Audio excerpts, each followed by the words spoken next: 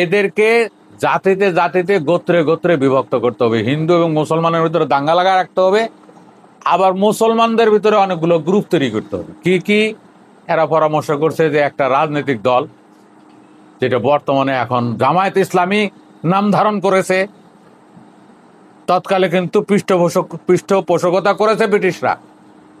এখন আরেক দল তাবলিগ জামাত, এটাও তাদের তৈরি, তাদের পরামর্শে, তাদের মন্ত্রণায়, তাদের পৃষ্ঠপোষকতায়, তাদের অর্থায়নে, যেটা বর্তমানে এখন তাবলিগ জামাত নাম ধারণ করছে।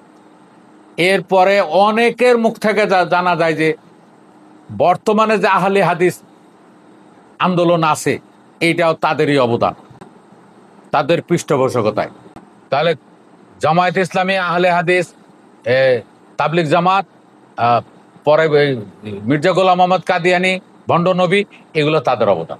আলিয়া মাদ্রাসা তাদের, কওমি মাদ্রাসা তাদের।